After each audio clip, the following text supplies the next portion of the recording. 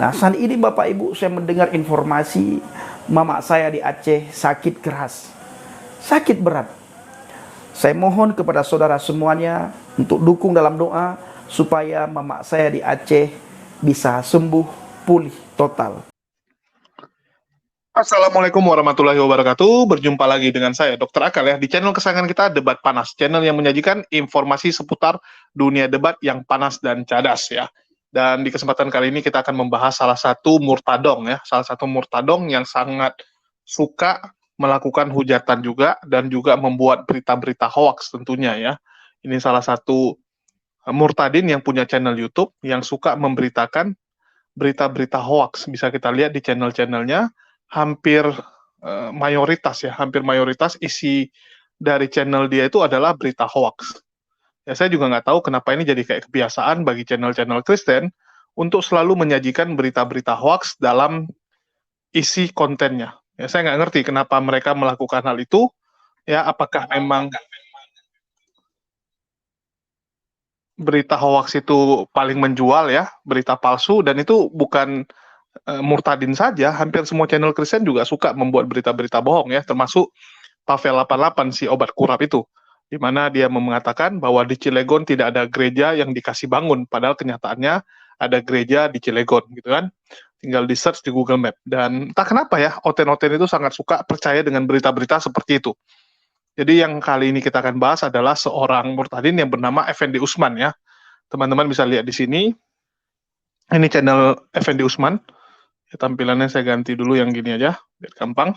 Ya, nama channelnya Injil Habaget. Ya, jadi isi channelnya, ya, lihatlah seperti ini. Entah apa faedahnya, saya juga bingung ya. Mak lampir lah. Ya, terus di sini dikatakan yang menghakimi Pak KC itu akan berhadapan dengan Tuhan gitu kan. Terus nanti dia bikin thumbnail clickbait juga seperti biasa. Isi thumbnailnya tuh semua clickbait. Isi judulnya juga clickbait ya. Tak apa-apa aja nih. Ya, banyak muslimah murtad gara-gara di Islam begini begitu gitu kan, gambarnya entah siapa, isi dalamnya entah apa, dalamnya nanti dia keluar sendiri nggak jelas ya. Terus dikatakan juga nih ya nih, yang menjalimi KC masuk rumah sakit gitu kan, kena kualat, nah dibikinlah gambar entah siapa yang sakit, seakan-akan ini menimpa kepada hakim dan jaksanya. Teman-teman bisa lihat ini, dibikin seakan-akan jaksa dan hakim itu mengalami kemalangan sehingga dia masuk rumah sakit ya, kena azab gitu kan. Ya ini kan clickbait. Ya isinya padahal bukan seperti itu, cuman omongan dia sendiri. Nggak ada hakim yang mengadili KC itu masuk rumah sakit.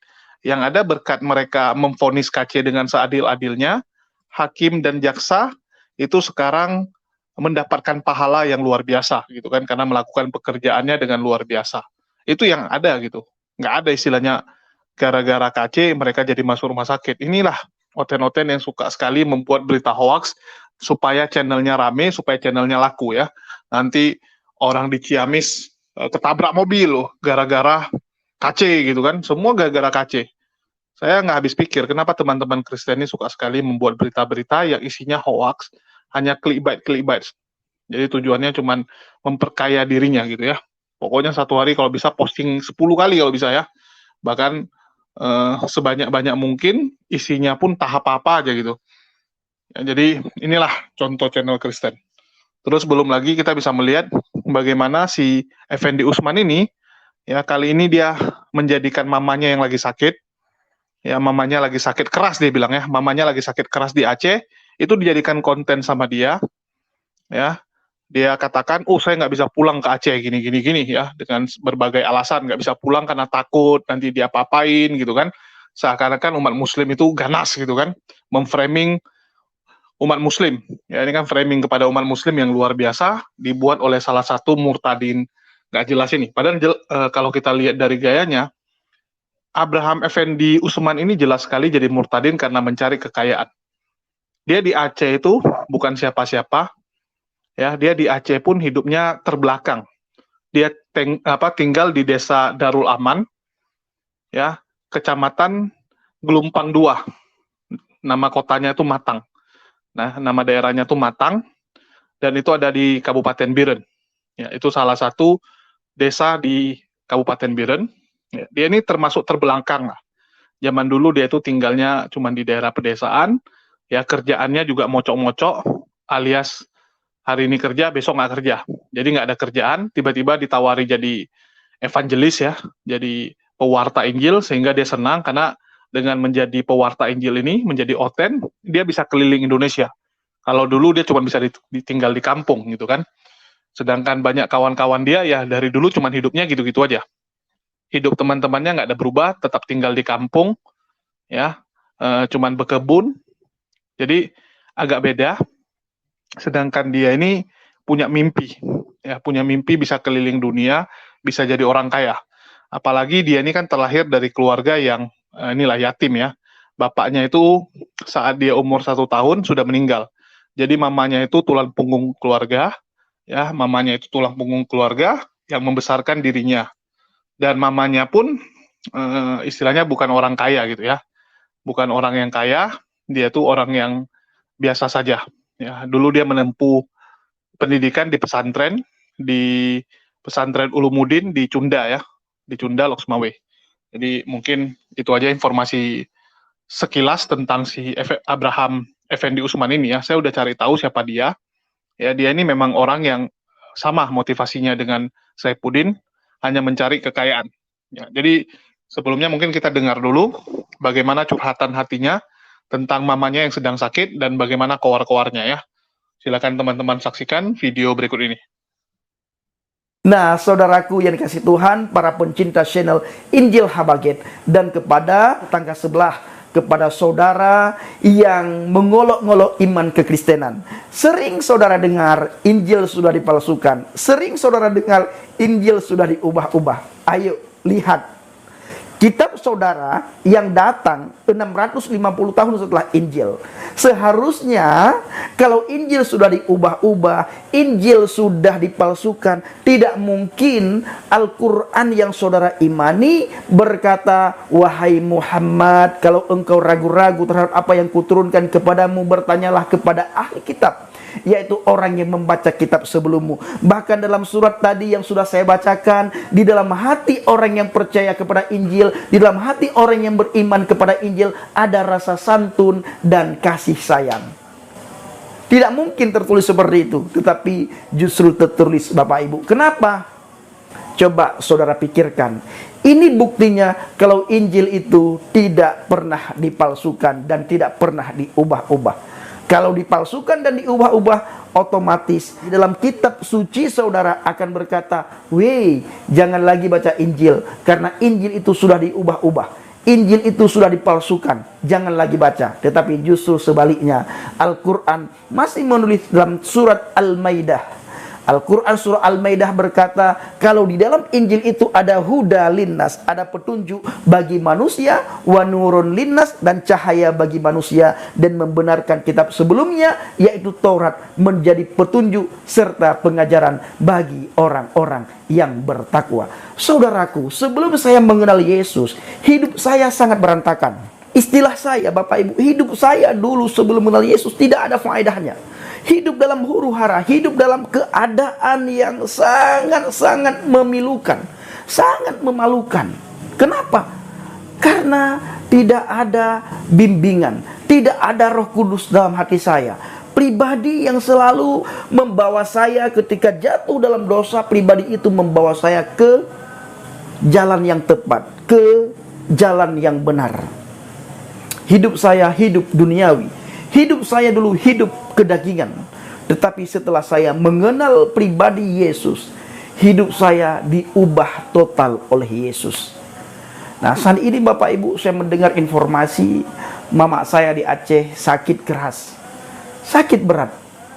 Saya mohon kepada saudara semuanya untuk dukung dalam doa supaya mama saya di Aceh bisa sembuh, pulih total, pulih kembali. Kalau untuk saya pulang ke Aceh memang tidak memungkinkan saya pulang ke Aceh, karena kita ketahui semuanya dan banyak komentar saudara melihat, saudara membaca kalau saya pulang ke Aceh apa yang akan terjadi. Tetapi saya percaya mama saya bisa melihat perubahan saya sebelum saya mengenal Yesus dan setelah saya mengenal Yesus. Sebelum saya mengenal Yesus, bagaimana hidup saya, apa yang saya lakukan, itu teman-teman saya semua tahu, Bapak Ibu. Teman saya di pesantren itu tahu semua bagaimana kelakuan, perbuatan, perkataan saya sebelum saya mengenal Yesus. Dan juga setelah saya mengenal Yesus, mereka bisa melihat di setiap video saya bagaimana tutur kata saya, apa yang saya lakukan. Saya selalu melakukan setelah mengenal Yesus, memberitakan Yesus kepada orang yang menghina, mengolok-ngolok, mencaci maki, menertawakan Yesus. Saya selalu memberitakan Injil, karena di dalam Injil itu ada cahaya, di dalam Injil itu ada petunjuk, dan Alkitab itu adalah pengajaran bagi orang-orang yang bertakwa. Kalau saudara ingin diubahkan, di mana hidup saudara huru-hara, hidup penuh dengan kedagingan, ayo saudaraku, apa yang saya alami, saudara pasti akan mengalami. Percayalah kepada Yeshua HaMashiach, Yesus Kristus. Dialah pribadi yang datang dari surga, pribadi yang turun dari surga, yang dihina oleh dunia. Karena pribadi itu bukan berasal dari dunia, maka pribadi itu dihina oleh dunia. Pribadi itu tidak diakui oleh dunia, pribadi itu ditolak oleh dunia. Tetapi pribadi itu sangat dirindukan oleh surga, dan pribadi itu, kalau saudara tahu, sangat saudara rindukan. Karena pribadi itulah pribadi yang bisa membawa saudara dan saya ke surga. Hanya pribadi itu yang berkata, akulah jalan dan kebenaran dan hidup. Tidak ada seorang pun yang bisa datang kepada Bapa kalau tidak melalui aku. Nah, saudaraku yang dikasihi Tuhan, para pencinta channel Injil Habaget dan orang yang tidak senang dengan Injil Habaget, saudara coba lihat Alkitab. Apa dan bagaimana pribadi Yesus Kristus itu? Dialah pribadi yang sudah mengubah hidup saya. Dari yang tidak baik menjadi baik. Dari yang dulunya jahat menjadi lebih baik, dan lebih baik. Terima kasih, kiranya video singkat ini menjadi berkat bagi kita semuanya dan menjadi pelajaran bagi saudara yang benci kepada kitab Injil. Shalom alaikum bishim hamasiyah. Salam Aki. Aku kabarkan Injil keselamatan. Bapak Yahweh bishim. Ya, jadi teman-teman bisa lihat bahwa si Effendi Usman ini ya mengatakan sejak dia jadi Kristen hidupnya jadi lebih teratur, lebih baik dibandingkan dia yang dulu. Ya iya, dulu kamu tuh gembel. Ya. Dulu tuh dia hidupnya gembel. Waktu di Aceh dia tuh nggak ada kerjaan. Kerjaannya cuma bantu sana, bantu sini. Sedangkan di kekristenan dia bisa mendapatkan uang, bisa punya mobil, punya rumah. Nggak pernah dia bermimpi seperti itu. Karena waktu dulu dia tuh hidupnya susah. Ya, ayahnya waktu dia umur setahun sudah meninggal, sehingga mamanya harus biayai dia. Namanya juga single mother, bukan dari keluarga kaya, ya semua pas-pasan. Dia nggak pernah merasakan yang namanya kekayaan, dan tiba-tiba dia sekarang bisa kaya raya, bisa jalan-jalan, berkat kekristenan, ya, berkat jadi oten. Terus yang kedua, saya mau bilang, kalau kamu memang sayang sama mama kamu ya, dan ingat, mama kamu itu membesarkan kamu, ya, Effendi Usman, dengar ini. Mama kamu itu seorang single mother membesarkan kamu. Ya, membesarkan kamu dengan susah payah. Perjuangan seorang ibu sendirian membesarkan anaknya, membiayai anaknya. Ya. Sedangkan kamu secara materi sekarang sudah lumayan. Ya, secara materi sudah lumayan tentunya. Karena di Oten itu yang bisa dibanggakan hanya materinya. Ya, yang bisa dibanggakan hanya itu. Jadi, mama kamu sakit. Ya, sakit keras kamu bilang. Kamu bilang sakit keras, dan mama kamu di desa cuman diobati seadanya. Biren, rumah sakitnya juga fasilitasnya biasa saja. Kita tahulah, namanya juga rumah sakit umum di daerah, seberapa canggih lah alatnya. Sedangkan kamu di Jakarta sudah sukses, punya materi yang lumayan. Kalau kamu nggak bisa pulang ke Aceh, kenapa bukan mama kamu bawa ke Jakarta? Kenapa nggak kamu bawa ke Jakarta, atau minimal kamu bawa ke Medan? Orang-orang Aceh itu kalau sakit, ya mereka perginya ke Medan karena Medan lebih lengkap alatnya. Mama kamu sakit di daerah, di kampung, ya di desa, hanya seadanya. Kamu biarkan, ya. Kamu bilang kamu sayang. Ini kan gaya-gaya aja gitu si Effendi Usman ini. Mama gitu kan sayang ini itu, tai sama kau. Jangan lupa, mama kau tuh membesarkan kamu seorang diri. Susah payah dibesarkan kamu, nggak ada balas budinya kau. Apa balas budi kamu? Mama kamu sakit, kamu jadikan konten. Kamu jadikan konten. Ya, kamu jadikan konten, bukannya kamu bawa dia ke Medan atau bawa dia ke Jakarta, kasih rumah sakit yang layak. Kalau kamu nggak bisa pulang ke Aceh, mama kamu bawa. Nggak usah kau alasan gitu kan. Apa pula alasan gara-gara sudah murtad nggak bisa balik ke Aceh? Siapa yang bilang nggak bisa? Berapa banyak orang yang murtad? Ya, yang saya kenal gitu dari Aceh, murtad dia, nikah sama orang Batak. Ya, ada beberapa orang Aceh saya kenal. Ya, bahkan salah satu supir yang sering saya pakai dulu, supir travel tapi sering saya pakai gitu ya. Jadi saya suruh jadi supir kalau saya dari Aceh ke Medan, ada bawa mobil. Ya, dia kerja sama saya. Dia nikah sama orang Batak, jadi oten. Ya, jadi oten juga. Buktinya setiap hari juga pulang balik Aceh, nggak ada masalah. Kamu itu masalah karena kamu suka menjelekkan Islam. Ya. Karena kamu sering menghina Islam, itu masalah kamu. Kalaupun memang nggak bisa pulang ke Aceh, ya bawalah mama kamu.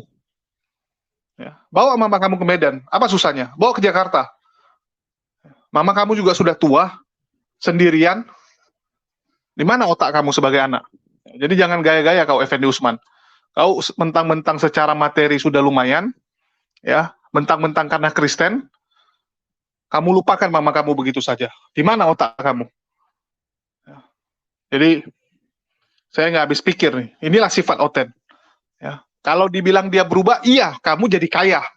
Kalau jadi lebih baik, enggak. Kamu dulu masih sopan. Di pesantren kamu diajari sopan santun. Apa di pesantren kamu ngomong kasar? Enggak. Apa kamu cakap kotor? Enggak. Apakah kamu sekarang jadi lebih baik? Materi doang sama penampilan. Penampilan kamu oke jadi lebih baik. Karena kamu punya duit sekarang. Ya. Secara penampilan. Tapi, moral kamu apakah lebih baik? Nah, nggak ada sama sekali. Kamu lihat guru kamu, si Saifuddin itu. Apakah jadi lebih baik? Waktu di Islam, mana ada dia cakap kotor? Mana ada dia maki-maki orang? Sejak jadi oten dia jago maki orang. Ya. Suka cari keributan. Bullshit, gue bilang sama kalian. Ya, inilah oten-oten yang apa ya saya bilang, benar-benar ini oten-oten kurang ajar. Menjadikan apa ya, yang seharusnya bukan konten dijadikan konten. Ya. Jadi bertobatlah Effendi Usman, mama kamu cuma satu. Ingat, mama kamu tuh cuma satu. Jangan sampai kejadian seperti Paul Jang ya, mama kamu ada apa-apa, kamu pun nggak bisa datang. Saya ingatkan, kalau kamu katakan kamu nggak bisa ke Aceh, bawa mama kamu keluar. Keluar dia dari Aceh, ada apa-apa sama mama kamu, ya karena suatu saat manusia pasti akan mati. Setiap manusia pasti akan mati. Saat dia meninggal, kamu bisa menguburkan dia. Bisa melihat kuburannya. Daripada nanti di Aceh, kamu alasan lagi kayak Paul Jang. Biarkan orang mati menguburkan orang mati. Kan kurang ajar kamu. Mama kamu seorang single parent, membesarkan kamu. Ada apa-apa sama mama kamu nggak bisa datang, nggak bisa kamu jenguk, cuman gaya-gayaan depan penonton kamu doa. Hanya di depan penonton kamu berdoa. Aslinya nggak ada berdoa kamu. Jangan banyak cerita. Ya. Nanti ini calon-calon kejadian ini. Calon kejadian kayak Paul Jang nih. Orang mati, menguburkan orang mati. Nggak datang anak durhaka ini. Anak durhaka ini saya bilang. Ya. Jadi bagi teman-teman Oten, kalian lihat sendiri nih. Inilah evangelis kalian. Ya, evangelis, tapi kelakuannya seperti apa, kalian nilai sendiri. Ya, itu aja yang bisa saya katakan. Jadi agak ini sih, agak panas juga melihat manusia-manusia bejat seperti ini ya. Yang kerjanya cuma gaya-gayaan, kelakuan nggak benar. Ya, sok-sok menjual mamanya lagi. Bawa keluar mama kamu kalau kamu anak berbakti. Bawa ke Medan.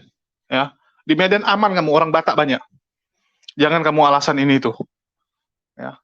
Mungkin itu aja dari saya. Makasih buat teman-teman semua. Di akhir kata saya ucapkan wassalamualaikum warahmatullahi wabarakatuh. Sampai jumpa di lain kesempatan.